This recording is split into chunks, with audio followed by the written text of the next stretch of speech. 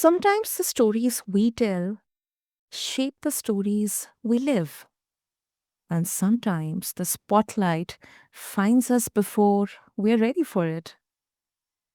Today, we are diving into that delicate dance between image and identity, between public perception and personal truth. I'm your host, Sana, and this is BizBlend Listeners, where we stir up the real talk behind the glossy press releases. My guest today, Lynn Aronberg, knows that dance better than the most. From her early days as a Miami Dolphins cheerleader to building a powerhouse PR firm with offices in Boca Raton and London, Lynn's journey has unfolded right under the media microscope, listeners. She's not just crafted narratives, she has lived through them. So let's pull back the curtain on what it really takes to master the art of public relations or PR in a world where every story can go viral before even the breakfast.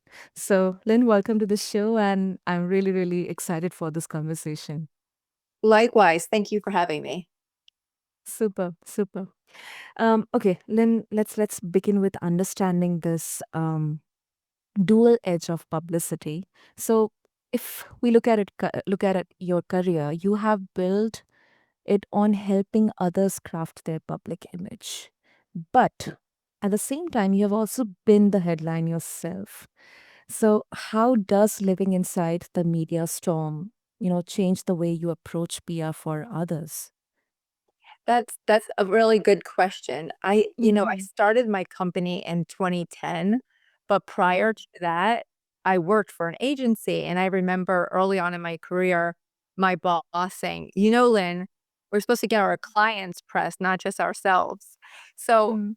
that was because of my experience working in public relations while being a Dolphins cheerleader, which attracted media attention. So I found Mm. myself very early on in my career not only securing press coverage for the clients, but but finding myself in interviews as well.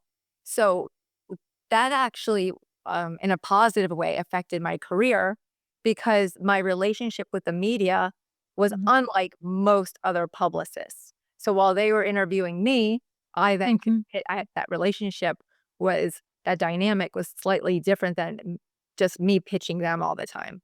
So, and if you're on CNN or you're in the UK and you're on the BBC and they're interviewing you as a Miami Dolphins cheerleader, you still build those relationships, and I'm able to Mm. leverage those relationships to help my clients to this day. Wow. Wow. Do you think that is something like a skill that is kind of gifted with you or something that you like honed with experiences, time, networking, and all that? I think, from my life, um, it sort of happened organically. However, I do think that any publicist would be wise to get involved in the community, participate in Yeah. things that perhaps could draw attention to them and elevate their profile, because Mm. if I believe that clients should do a certain thing, that publicity will help them, then why would I Mhm. not think it would help me and help my business? So I definitely think that it did happen pretty naturally simply because of the Dolphins kicking it off. Mhm. And then my marriage was sort of in the spotlight to begin with. So those two Mhm. things thrusted me into the media, but then again, I took it, to another level at different times in my career where I did get involved, where I did do the local, Dancing with the Stars version of, um, Mm. Boca Raton, for example. I didn't have to do that, Yeah. but I did that because A, I wanted to help raise money and help that cause, and B, because I knew it would be good for publicity. That absolutely makes sense, Lynn. Absolutely makes sense. Huh, okay. And um, do you ever feel that being media savvy, and this especially, Lynn, trust me, this question is coming from an introvert person. Because do you ever feel that being media savvy also means being emotionally guarded? Yes. I think Okay. I think media savvy is one thing, and how you really feel in your emotions are another.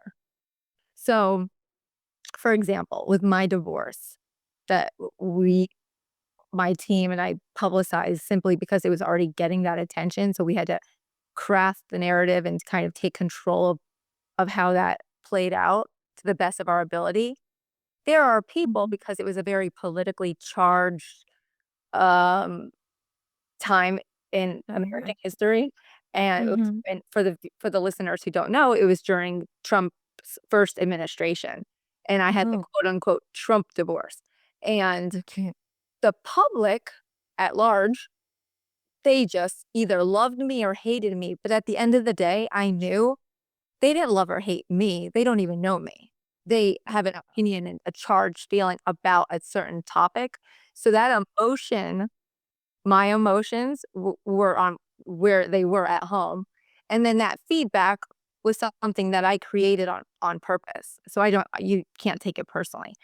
It's not Mm. like, "Hi, nice to meet you," and you have a dinner with somebody and they don't like you and you like them, well, that might hurt your feelings. But if you look at it a certain way, and I think through the lens of a publicist, I know I crafted that image. Well, to the best of my ability. Of course, certain reporters and stuff can run with it and say what they wanna Yeah. say. But again, Yeah. you run that risk when you willingly go into, a campaign like that. Yeah. Dealing with the devil. Yeah. That's why But you always in a crisis communications, or if you find yourself not being proactive, but yet at the end of, the media storm, or for some reason you're garnering attention from the media, it's best not to run, not to hide, but to mm, actually face them so that you can say and create your narrative, and rather they're gonna write the story anyway. They're going to write it, okay. and so you might as well give it a chance to get your message out there. I see this over and over again where people Mm. do not talk to the media. If you don't talk to the media is going to cover that story likely anyway. That part's not Mm. up to you. So you might as well think about how you want that what you give yourself a voice rather than nothing.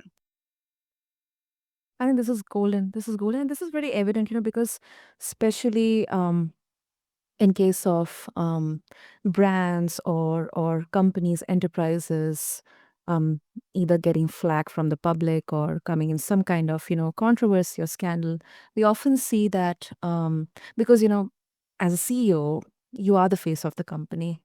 So sometimes your actions, it can really really shift the narrative or the opinion, the perception about you, about your company in a very, very different way. So I think this is a golden takeaway.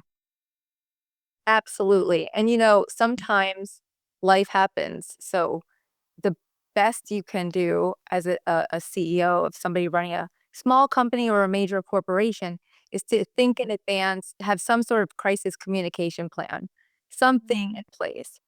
Um, should this happen, this is how we're going to handle this, or what are our talking points and our positioning, and work with somebody in terms of how to handle questions. Now, of course, you don't know what crisis might happen. It's all industry Mm. specific. But yes, I mean, even if you at least give it some thought and then consider, should something happen, how you're going to handle it. Because the media will can oftentimes make or break your business. And Yeah. might as well have them make it and befriend that reporter. Let that reporter know, look, I'm available to you. I will Mm. share with you information. You can even give them an exclusive, and then they're more Mhm. likely to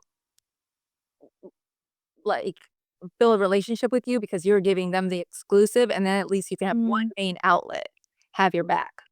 So it's strategy. Exactly. That is true. That is true. Okay. And I think the next part of the conversation, I mean, this is so, so relevant in today's day and age, Lynn. Um, you know, if you look back even 15, 20 years, or even before the social media was not there. It was restricted to print media or electronic media. Um, it was either like you could control the information, you could control the entire narrative on your own, or you could be a completely, frank, go ballistic, and charged up, something like that. But right now, um, especially, there are two points that I would like to share. One is this word authenticity. It is tossed around everywhere. It is also given importance, but at the same time, I think sometimes the lines get so much blurred when it comes to, Yeah. exploring what exactly being authentic means. And then the consumers, the viewers, the audience, they're becoming smarter. I mean, internet gives that entire treasure. Okay, this person had spoken this particular thing maybe 5 years back, but is kind of, speaking something different, completely opposite of what they had said. Um, so, PR thrives on storytelling, Lynn. So, how do you balance authenticity with the demands of crafting a perfect public image? Well, okay, that's very salient points. I mean, you're right. 15, 20 years ago, things Mm-hmm. didn't necessarily go viral, right? Like take off like they do. So that's a good Yeah. thing. I get it's a we look at it as a good thing because Okay. technically, if you secure great media coverage, you then can give that media coverage a longer shelf life because Mm. I could take that print coverage that you got in the daily paper and now leverage it and let it live online longer, forever, if you'd like. Same with a TV clip. Now, Mm. being authentic, whether it was 20 years ago or it's now, if you're not authentic or you're comparing something you said, like in politics, 15 years ago to right now, the media tries to do a gotcha.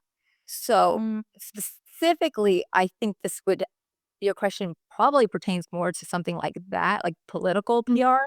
And with that, a very careful crafting of your message to, because you're right, people watching, that authenticity or lack thereof comes through. So my advice, again, there's a lot of different examples, but if you can be honest and that's how you felt then because that was the situation and this is how you feel now, it's okay to change your mind. We're just people. People change their minds. So, but if you're caught, you know, I do a lot of political PR. If there's bad stuff, what you do is you try not to you don't want attention on that because that's what you Mm. did.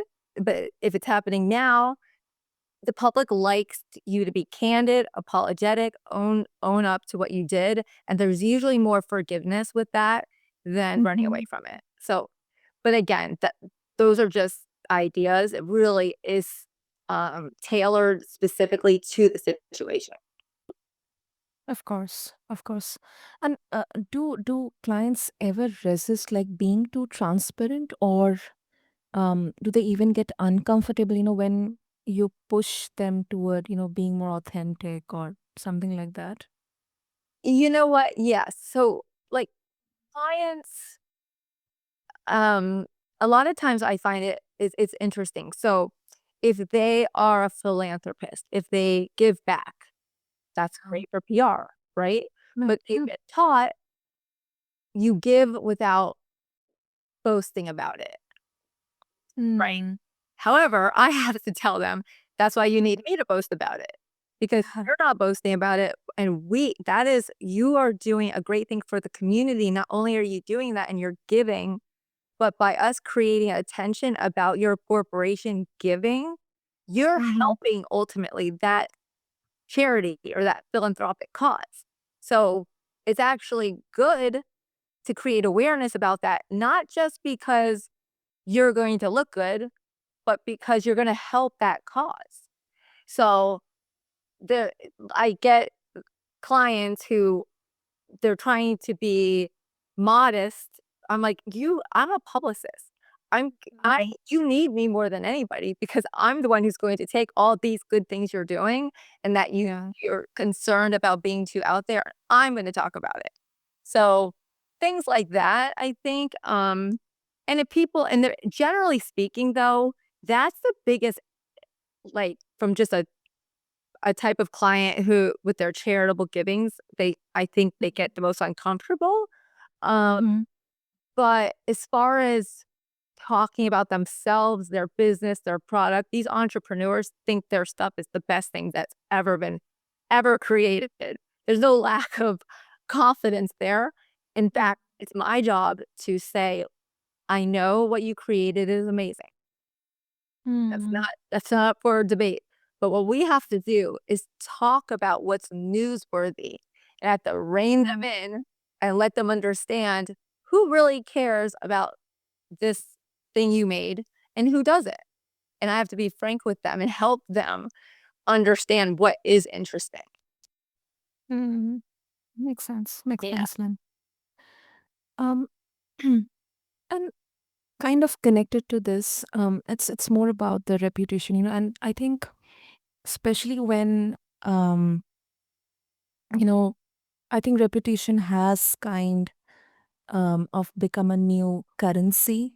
Like it's harder to earn, but it's easier to lose. Especially when cancel culture, it can turn perception into punishment. Like overnight, it can finish careers. It can do bad. So, what's the most underrated factor, companies or corporates overlook when managing their reputation? I think it's the fear of, Uh-huh. cancel culture and of the backlash. You have to be pretty, it's almost like assuming it's easy to get canceled. Mm. You have to create such a splash. There are all kinds of trolls and people on the internet saying things that are bombastic, and nobody's canceling them because nobody cares. So it's, while yes, you could be canceled, and I'm not saying there's no cancel culture. Of course there is. But in order for a movement to happen and you to be just tossed out, you have to really have kind of some power, some momentum, some attention. A lot of people have to care, right? And if they do care that much, that's actually a good thing because they're watching. So then there's always another avenue and a way to leverage the fact that people care. If they hate you or they love you, it's people care. It's when they don't care, we got a problem. Yeah, yeah. I think that is valid. And you have been, I mean, as you shared your journey in the beginning, like you have been called everything from the Trump divorcee to a media powerhouse. Do you think women in the spotlight, they are still forced to navigate stereotypes differently than men? Right? That's a good question. I think I would say generally speaking, everybody's in the same boat. It just depends on who, like for example, the ladies on The View. I'm a woman, they're women.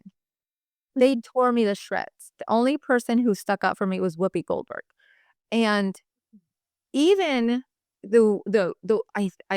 the person who plays the part of the more conservative one just bash me. I came home from lunch and my photo was on the cover, like the TV of The View. They were just talking, but they were untruths.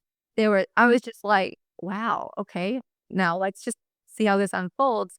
And as a result, Fox News had me on, I think that night or after that, as a Mhm.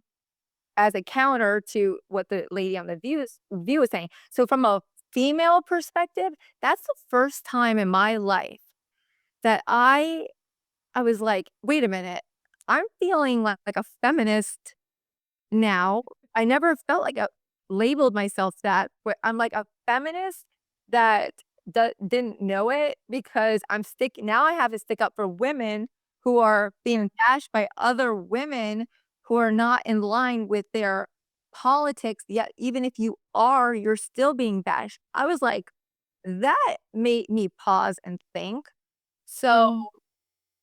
I think women to women can be vicious. So I don't think women have to I think we're all in a boat together. They don't, especially when it Mm. comes to politics. Um, I think women, we have a lot of power. I would never give my power away. I think that women are strong, smart, successful. They can navigate just as well as a man can. And from my experience, that's just mine. When, I worked for myself most of my career, but when I did have a boss and I did start in PR, the man or woman, wasn't about our gender, it was about who's better at securing press coverage. So I had great mentors. I've had great experiences, and I still think it's a learning experience, even if the View didn't like me for whatever reason. They Mhm. I learned that that wasn't going to, again, make me feel bad about myself. They don't even know me. They have no idea how I feel. They have no idea that I created that. I'm more of the puppeteer and they're the puppets. I made them talk about me. That's smart. That's smart. And I absolutely agree with you. It's not about, um, you know, which gender has the cerebral capacity or um, is smarter, but it's more about the human side, Right. talented or capability or skills, efforts. Yeah. And I'm sure, just for the listeners, there Mhm. are experiences out there that are not in line with mine. And there's been lots of things that happen in history and currently and all over the world. So I don't want to ignore those people who have experienced anything like that. But generally speaking, from my experience, being a woman has been great. It has not stopped me or prohibited me in any way from doing or saying or achieving my goals. Hmm. I love that. I love that. And I also appreciate that, you acknowledge that still there are biases, there are stereotypes.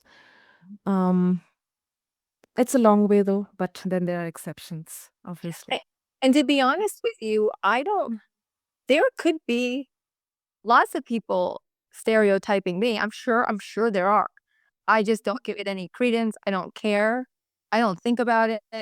I may not even know about it, but I'm sure there's plenty of people who don't like me because I dye my hair blonde and I'm a woman and I was a cheerleader and I'm a Republican. Like who knows? But again, all those people, if that's true, they know who I am and I do not know who they are. So again, who's winning? Bold. That's bold. Have to be. You have to. Exactly. And before we wrap up, I think we couldn't keep this particular topic away, especially for the PR industry. I think AI is shaking up every industry, whether it's media or art or movies or news or anything. PR as well. Do you see technology as an ally or a threat to the human driven storytelling part? I 100% think it's an ally. I think over time, technology keeps advancing, and this is just another step into that direction. And if you embrace it rather than fight it and use it to the best of your ability and learn, I think it's really important to learn and understand. Take the time, even if you're not like a tech savvy, or something like that, take the time to try to learn and understand it so that it can benefit you. If there's a benefit to it, allow it to help you and understand it more. I think it's more the fear of the unknown. And I think in Mm. PR, I think it just helps because um, ultimately, at the end of the day, well, I can't see into the future. And I definitely don't know where it's going to go. I know what I don't know, but I do know so far it's only helped. I think that you need to be smart about it though. People, like you said, people are savvy. They see. So they see if you're writing everything on Chat GBT, sorry, I say B because I think it sounds better. It's Chat G. PT. I think that we're all understanding if that little dash mark is there, that that's probably was drafted by, you know, a AI platform. So it's just taking your time, but I think it's quick, it's easy. I don't know about the younger generation, like if they're just graduating and getting into the field of PR, if they're writing everything through that platform and not learning to write themselves. Is that bad or good? Mm, I would think that they have to direct the technology to what the hook is Mm. in order for it to write it, or ask the platform what the hook is. And is that actually bad? I don't know. At the end of the day, the client wants press coverage. And I don't think my clients care how I get it, just get it. So we'll see. Mm. Yeah. I think it's wild. But at the same time, also, when it comes to AI, especially in PR, or videos or images, I think there's also discussion around the ethics there. Like it's very easy to kind of leverage AI to maybe like deep tech or some kind of thing, like create fake videos or fake voices or something. So, like, where's the ethical line for you, Lynn? Like, especially for when clients want you to shape a narrative that may not fully align with reality. Oh, well, I think that's where, like, lawyers come in. So, definitely do not want to, and it's kind of alarming, some of the things that we're able to do now. Um, for example, I made a video, I think it was through Grok, and Okay. uploaded myself, and it basically said turned me into this thing. It's like, "Who does your PR? Oh, you don't have a publicist? Think it's about time we talk." And that Mm. was me, and it was myself, but it was clearly done through AI, and I got great feedback from that. So I think, obviously, pretending you're somebody else and using their voice and all the things that we all know AI is capable of, that's where it gets legal and wrong, and you don't do that. If it's you're using it as a tool, like I did, and got great feedback, demonstrated to my viewers that I'm embracing AI. I want to Mm. keep it light, show them that, hey, you need PR too, because it clearly wasn't me. And I think Mm. it's your judgment. You need to have sound judgment, and again, educate yourself on it. And I do think there are plenty of ways where Mm. copying someone or pretending to be them, or all kinds of scenarios, and that's why you need a good lawyer. Yeah, that's right. Yeah. Absolutely. Absolutely. So, Lynn, before we wrap up, if listeners they would like to connect with you, what would be the best way? I think the best way would be to email me directly and put your name and the name of the podcast in the subject line so I know where they came from. And my email address is Lynn, Lynn, at linnaronberg.com. And that's ARONBERG.com. Super. Listeners, what I'll do is I'll have all the details in the show notes for you. So just refer to them along with this episode on your favorite podcast platform. And I think what Lynn reminds us is no matter how polished headline or how viral the story is, behind every brand is a person navigating their own narrative. Lynn, thank you so, so much. This was such a bold, fiery, straightforward, no BS conversation. Thank you. Thank you. Thanks for having me. Super, super. Listeners, PR might be about managing perception, but I believe at its core, it's still about human connection.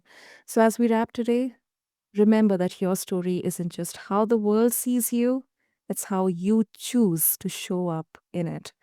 I'm Sana, and thanks for tuning into BizBlend. I'll see you in the next episode. Take care.